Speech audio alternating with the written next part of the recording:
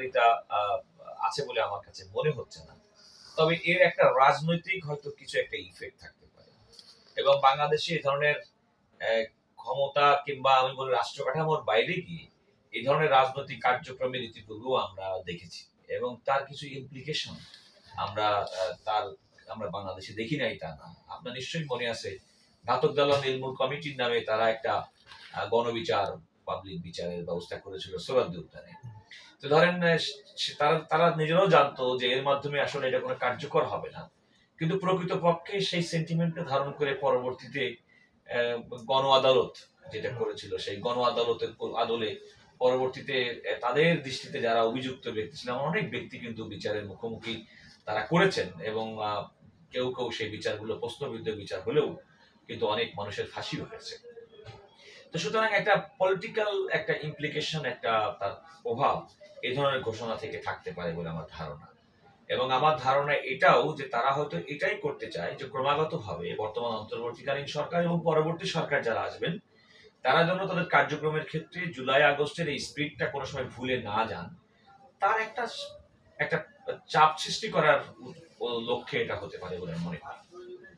আমি একটু জানতে চাই, ঠিক আছে, এটা কি কোনো আইন বলা হচ্ছে যে এটা তাদের জুলাই আগস্টে তো এই ফ্যাসিস্ট সরকার বা আওয়ামী লীগ সরকার বহু মানুষকে হত্যা করেছে এবং তারপরে আওয়ামী লীগ সরকার পতন হলো, শেখ হাসিনা বিভিন্ন জায়গায় এই সরকারকে নিয়ে যা বলছে ইউনিট সরকারকে নিয়ে। শিক্ষার্থীরা এই ঘোষণার মাধ্যমে এক ধরনের নিজেদেরকে সেভ করার একটা চিন্তার কথা বলছে রক্ষা কবচ। এই ঘোষণাটা এটা আইনগত কোনো বৈধতা আছে কি এই ধরনের ঘোষণাপত্রের রক্ষা কবচ বলার? দেখুন, আমি আসলে আইনগত হবে না, আমি বললাম এর একটা পলিটিক্যাল ইমপ্লিকেশন, রাজনৈতিক প্রভাবটা আমার কাছে মুখ্য মনে হয়। আপনি খেয়াল করে দেখবেন এই সরকার দায়িত্ব গ্রহণের পরে জুলাই আগস্টের সময়ে বৈষম্যবিরোধী ছাত্র আন্দোলনের সঙ্গে সম্পৃক্ত ব্যক্তিদের বিরুদ্ধে যে সমস্ত মামলা হয়েছিল সকল মামলা প্রত্যাহারের কার্যক্রম গ্রহণ করেছে। আপনি আরো খেয়াল করে দেখবেন যে সেই আন্দোলনের সঙ্গে সংযুক্ত ব্যক্তিদের অনেকটা সাংবিধানিক আইনি কাঠামোর মধ্যে দায় মুক্তি দেওয়া হয়েছে। সুতরাং যদি কোনো কারণে কেউ দায় মুক্তির বিষয়টি যদি মনে করে তাহলে আমার কাছে মনে হয় আইনগতভাবে সেটি কিন্তু বর্তমান অন্তর্বর্তীকালীন সরকার ইতিমধ্যে গ্রহণ করেছে। যদি কোনো কারণে সরকার যদি মানে স্টে করতে না পারে বা ওই ইন ফিউচারে এটা রক্ষা কবচ হয়ে থাকবে কিনা, যেমন ধরেন বঙ্গবন্ধুর কথা বলি, বঙ্গবন্ধু খুনিদের বিচার করতে পারবে না এরকম একটা আইন হয়েছিল, সেই আইনটি বাতিল করে খুনিদের কিন্তু বিচার করেছে। তো এই বিষয়গুলো আপনার কাছে আইন আমি আমার নিজের মনে হয় শুনেন এগুলোর একটা রাজনৈতিক প্রভাব। মূলত আমাদের বাংলাদেশে যে রাজনৈতিক বন্দোবস্ত যেটি করতে হবে সেটি হচ্ছে এমন কোন ফ্যাসিবাদের জন্ম যেন না হয় যে পরবর্তীতে যে কোনো ব্যক্তির উপরে নিপীড়ন নির্যাতন করবে। আমার মনে হয় বৈষম্যবিরোধী ছাত্র আন্দোলনের ব্যানারে যে ঘোষণাটি তারা দিতে যাচ্ছে তার অর্থই হচ্ছে যে সব সময়ের জন্য ভবিষ্যতের জন্য ফ্যাসিবাদ মুক্ত বাংলাদেশ গড়া, এটা তাদের মূল উদ্দেশ্য। এবং আমার মনে হয় তারা যদি এটি করতে পারে যে আসলে এই একটা রাজনৈতিক চাপ যদি সবসময় থাকে ছাত্রদের পক্ষ থেকে বাংলাদেশের গণতন্ত্র, মানবাধিকার, আইনের শাসন, সুশাসন প্রতিষ্ঠার ক্ষেত্রে দুর্নীতির বিরুদ্ধে, স্বজনপ্রীতির বিরুদ্ধে, যেগুলোর কারণে বিগত সরকারকে আমরা প্রতিনিয়ত দোষারোপ করি, অর্থ লুটপাট, বিদেশে টাকা প্রেরণ, এই সমস্ত নানা অন্যায় অবিচারের বিরুদ্ধে, আমার মনে হয় যে সেই সমস্ত অপশক্তি এবং অশুভ তৎপরতার বিরুদ্ধে তাদের এই ঘোষণাটা একটা রাজনৈতিক চাপ হিসেবে বর্তমান সরকার এবং ভবিষ্যৎ সরকারের জন্য কাজ করবে বলে আমি বিশ্বাস করি। লিগ্যাল কোনো ইফেক্ট হবে কিনা মোটা দাগে দেখুন, আমি এটা আপনারা একটু ভালো করে নেন। আমাদের সংবিধান অনুযায়ী পার্লামেন্ট ভেঙে যাওয়া অবস্থায় আইন তৈরি করার একমাত্র ক্ষমতা হচ্ছে রাষ্ট্রপতির অর্ডিন্যান্স জারির মাধ্যমে। ইতিমধ্যে আপনারা দেখেছেন যে উচ্চ আদালতের বিচারক নিয়োগ সংক্রান্ত একটি অধ্যাদেশ জারির জন্য সরকার প্রস্তাবনা এনেছেন এবং সেটিও কিন্তু রাষ্ট্রপতি অধ্যাদেশ আকারে জারি করবেন। সুতরাং আইনি কাঠামোই যদি আইনি প্রক্রিয়ার মধ্যে আনতে হয় তাহলে কিন্তু একমাত্র আইনি প্রক্রিয়া সংসদের বাইরে, সংসদের ভেঙে যাওয়া অবস্থায় রাষ্ট্রপতির অর্ডিন্যান্স জারির মাধ্যমে। তো আমার মনে হয় যে একটা ঘোষণা, সেই ঘোষণা অনেক সময় রাজনৈতিক সরকার কিংবা ক্ষমতাসীন সরকার কিংবা বর্তমান অন্তর্বর্তীকালীন সরকার সেই ঘোষণাটাকে বিবেচনা নিতে পারে এবং নিতে পারে না এমনটি মনে করার কোনো কারণ নেই, কিন্তু সেটি কিন্তু একটা আইনি প্রক্রিয়ার মধ্যে করতে হবে। শুধুমাত্র একটা একটা ঘোষণার মাধ্যমেই যে সবকিছুর একটা দায় মুক্তি কিংবা ঘোষণার মাধ্যমেই যে একেবারে সবকিছু একটা সহিশুদ্ধ হয়ে যায় এমনটি মনে করার কোনো কারণ নেই। তবে সেই ঘোষণাকে আমলে নিয়ে, বিবেচনায় নিয়ে আইনি প্রক্রিয়ার মধ্যে যদি সেটাকে একটা আইনি রূপ দেওয়া হয় তাহলে তার আইনি কার্যক্রম থাকবে।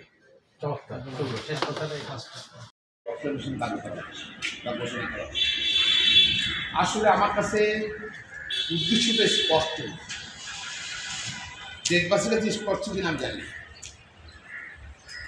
তবে সময়ের সঙ্গে বড় পরিবর্তন ছিল, সময়ের সাথে, যুগের সাথে এবং জাতীয় প্রয়োজনের সমস্যা ছিল। কোনো কিছু যদি মনে করে জাতীয় প্রয়োজন আছে, আমার মনে হয় এভাবে চিন্তা করা বোধ হয় এখনো সময় আসে। আর যদি প্র্যাকটিস হয়ে যায় তাহলে যে কোনো সরকার আসার পরে যে একটা ইয়ে থাকে, জোয়ার থাকে, সবাইকে এরকম সংবিধান সংশোধন করে। এই সংবিধান তো দেখা যাবে যে বা সংবিধান বাতিল করে নতুন সংবিধান তার দ্বারা যদি বলে তুমি একটা ব্যাড প্রেসিডেন্স হয়ে যাবে বাংলাদেশে, খারাপ প্রেসিডেন্স হয়ে যাবে। হঠাৎ করে এই বক্তব্য আসছে কেন, সেটাও একটা প্রশ্ন। আমরা তো জুলাই আগস্ট আন্দোলন আমরা সবাই মিলে করেছি, ছাত্র জনগণ আন্দোলন ছিল এবং এই ছাত্ররা কিন্তু শুধু ওই নিরপেক্ষ ছাত্র ছিল না, ছাত্ররা আমাদের সকল স্তরে, সকল রাজ্যে মতাদর্শী লোক ছাত্র ছিল। কিছু কিছু লোক 18 কোটি মানুষ এবং এমনকি আওয়ামী লীগ করে আওয়ামী লীগের ছাত্র মেয়েরা কিন্তু এই আন্দোলন শুরু করেছে। সেটা ছিল চাকরির ক্ষেত্রে বসিয়ে নিতাম। আসলে সামনে একদিন জন্য চাকরিতে বসিয়ে আন্দোলন হলো গত 15-16 বছর ক্ষোভ, বঞ্চনা, নির্যাতন, অত্যাচার, হত্যা, গুম, অশ্লীলতার কার্যক্রম, লুপ্তরাজ, বেরপনে প্রকার করে দেওয়া, বাংলাদেশের টাকা চুরি, তারপর সরকারের সকল পর্যায়ে দুর্নীতি এবং বিনা ভোটের ভোট ছাড়া সরকার কর্তৃক সংসদে বসা, সরকার পরিচালনা এবং লুটপাট, পাচার সব কিছুর সম্মুখীন ছিল এবং এটার এই আন্দোলনের কিন্তু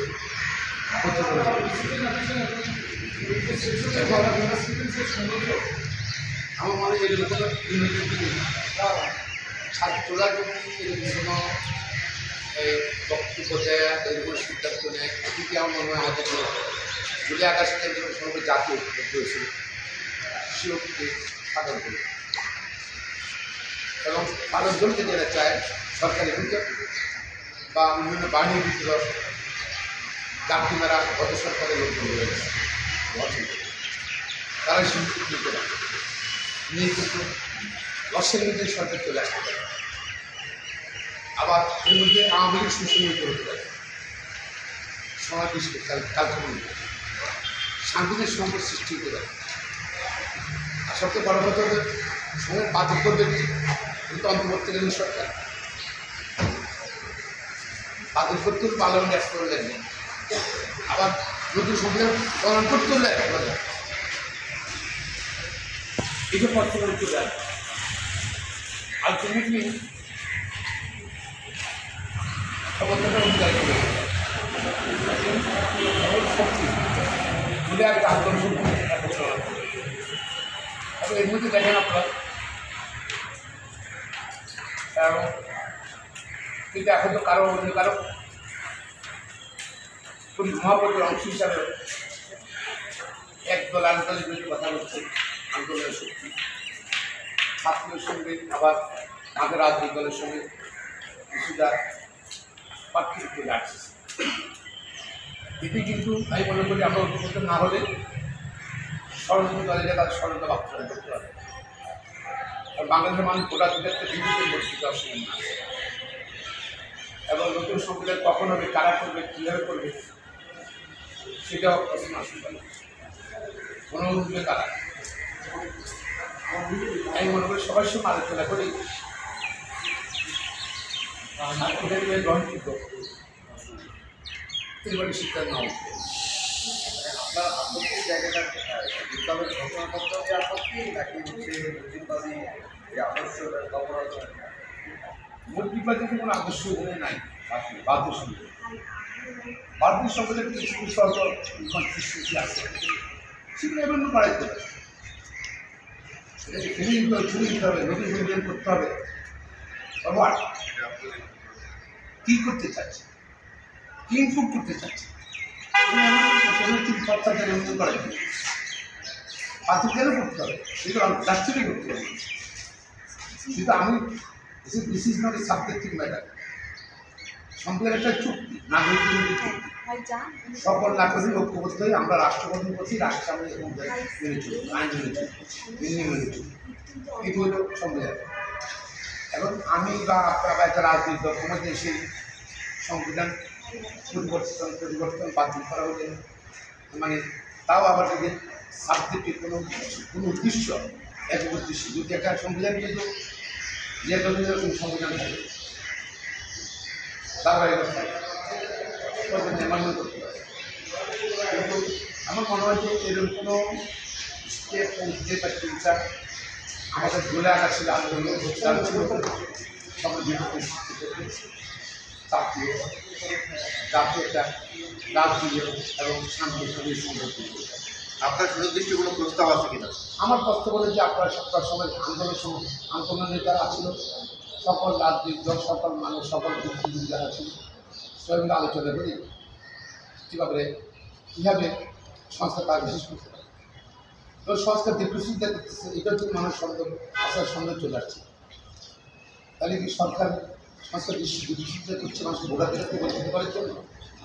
এর প্রস্তাব আসতে পারে। আরও মনে রাখতে হবে বাংলাদেশ গণতান্ত্রিক রাষ্ট্র, লক্ষ কোটি মানুষ কিন্তু জীবন দিয়ে গণতন্ত্রের জন্য। কিন্তু 15 আগস্ট মাসে বা জুলাই মাসে 1.5 লোক আত্মহত্যা ছিল, তাদের সেখানে শুধু ছাত্র দিচ্ছে, অবশ্যই আবু সাইদ দিচ্ছে, মুক্তিরা দিচ্ছে, বিএনপি 500 দিচ্ছে, কোনো মারা গেছে, রিক্সাওয়ালা মারা গেছে, সেটি ছাত্র ছিল, রিক্সাওয়ালা, মুদির দোকানদার মারা গেছে, বিএনপি কর্মী মারা গেছে, নেতা মারা গেছে, অন্যরা রাজনীতি মারা গেছে, আহত হয়েছে, অনেকের শরীরে খাদ্য যায় বুক, সেটা হয়তো কিন্তু রাজনীতি দরকার। দাবি ছিল যে আমার গণতন্ত্র চাই, আমার গণতন্ত্র শেখ হাসিনা নিয়ে গেছে, আমার ভোটাধিকার চাই, আমার দেশ লুটপাট হচ্ছে, আমার প্রতিবাদের ক্ষমতা চাই। এখন যদি আপনি ধরুন এই যে সংস্কার নিয়ে যে বিদ্যুৎশক্তিটা কী সংস্কার করবে সেটা তো আমি জানছি। সংস্কারটা কী করবেন আপনি? আমি এটা করতে এত সময় লাগবে, সেটা তো জাতির কাছে অস্পষ্ট। সংস্কার কমিটি এখনও হচ্ছে, ওদের এক পরিস্থিতিটা একটা। তাই মনে করি বাংলাদেশকে যদি আমরা যদি পক্ষে রাখতে হয়, সংস্কারটা আগে শেষ করতে হবে। কিন্তু অনেক ষড়যন্ত্র আছে, সচিবালয়ে আগুন লাগছে, রেকর্ড করবে, এটি অসংখ্য সংখ্যক। এবং প্রতি সরকার, আওয়ামী লীগ সরকারের অনেক টাকা আছে, রূপ করে টাকা, রাজ্য টাকা আছে, তার স্যাবোটেজ করতে পারে, আমাদের পাশে ষড়যন্ত্র করতে পারে। এই ষড়যন্ত্র ঢুকতে হলে গণতান্ত্রিক সরকার আনা পর্যন্ত ষড়যন্ত্র চলতে থাকে। এক পক্ষে এটার এক পক্ষের সমাধান হলো তাড়াতাড়ি সংস্কার কর্মসূচি শেষ করে প্রস্তাবগুলো দিয়ে যা তারা সংস্কার করে বাকিটা সংসদ কাজ ছেড়ে দিয়ে জাতীয় সকল রাজনৈতিক দলকে ঐক্যবদ্ধ করে এই সংস্কার ব্যাপারে আমার নির্বাচন করে যাবে। জাতীয় সেভে হোক এবং সাংগঠনিক সংগঠনের দাবি রাজনীতি করতে পারে।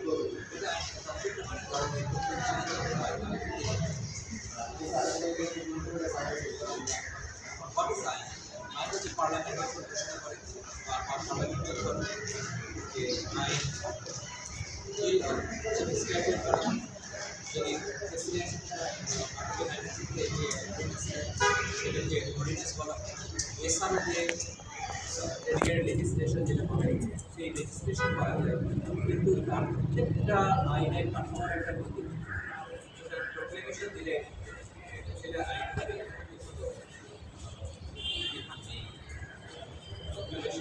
অটোমেটিক্যালি যদি পরবর্তী সংসদ যদি মনে করে আইনের মধ্যে সেটা আইন করতে পারে, কিন্তু অটোমেটিক্যালি আইনের পাচ্ছে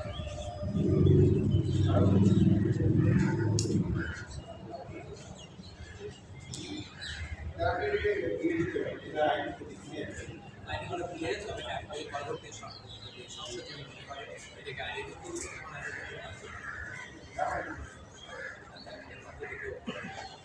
প্রোক্লেমেশন হয় বা যে সেই বলা হতে পারে সেটা হবে না। গঠিত প্রোক্লেমেশন আর প্রোক্লেমেশন হওয়ার একটা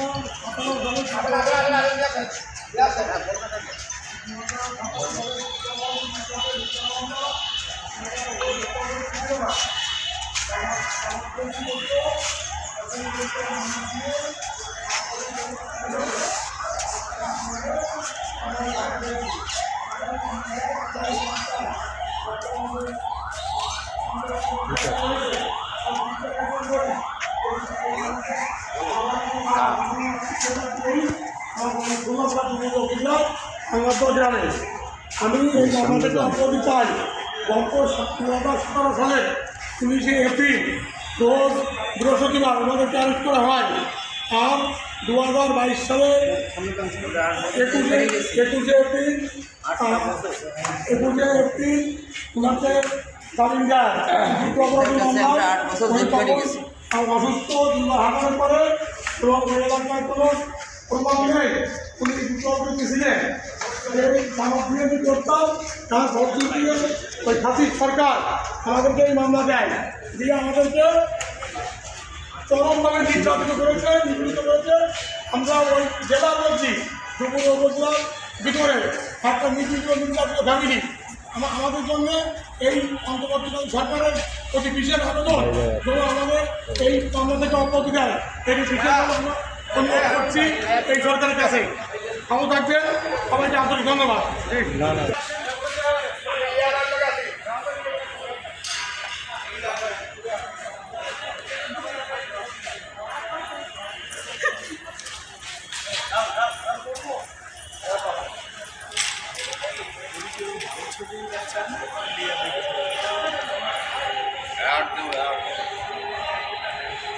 ছবি চাইলে